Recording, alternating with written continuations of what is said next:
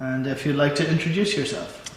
My name is Holden Hunter Hendrix III, or Pinky to my close personal friends and ex-lovers. You may know me from such visual feats as my first feature movie, The Monkey Who Ate Christmas, or my award-winning short, Terminal Ineptitude in a Packet of Watsits.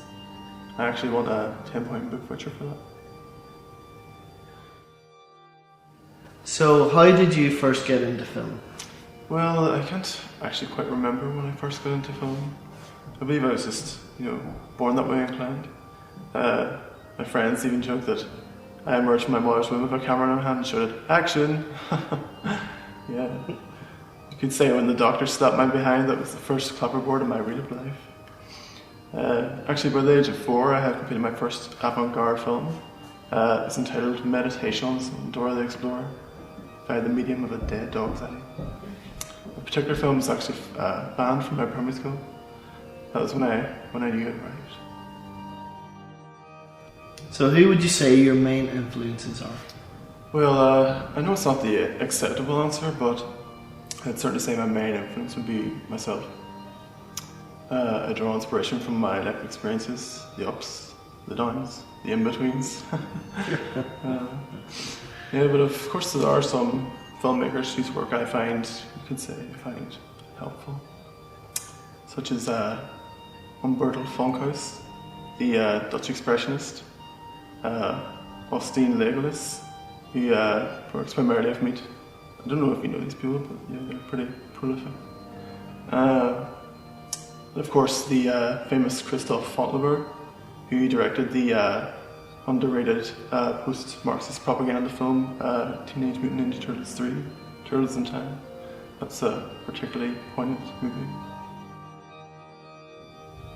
Your first film got banned in Norway. Why was this?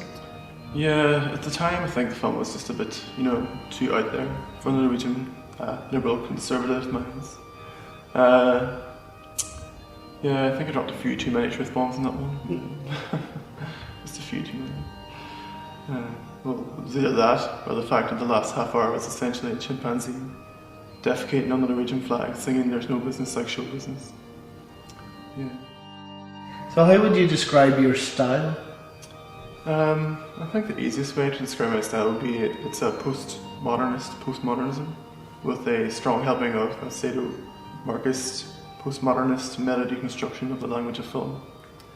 Yeah. In 3D. Possibly with a cartoon dog. Some people have called you a visionary, others have labelled you merely a twat. Why would this be? Well, those that call me a twat, I tend to agree with them. You see, I like to provoke reaction in people, and those that call me a twat, they're certainly closer to the true essence of my work than those that call me a visionary. Those that regard me as a visionary see me as a sort of golden calf that I'd like to slaughter. Bet you didn't see that truth bomb coming. Boom! Just blew up an orphanage. I read in your biog you once got punched by Ronnie Corbett. Could you tell us a little bit about this? Yeah, that was no biggie. I ran over his cat when I was drunk one night. He kinda had a point. So what are the themes of your new work? Well, this video, I think it's the most important video that I've ever made. Quite possibly the most important video that anyone has ever made. It addresses major issues like racial discrimination, the Occupy Wall Street movement, lesbianism, Frankie Kakoza. I've had people cry after watching this film, even during the film. Actually, there was ones crying before I even put the film on.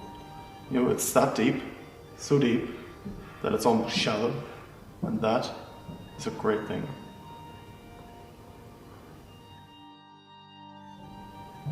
So what does the future hold for HH3? Well, I think after this film I might just retire. I think it's safe to say that after this film that I've auteured, there really is nothing else to say. It's essentially the end of art. Either that or I'll just return to my job at Tesco's. I had a really nice uniform there. I once got this really good discount on some chicken.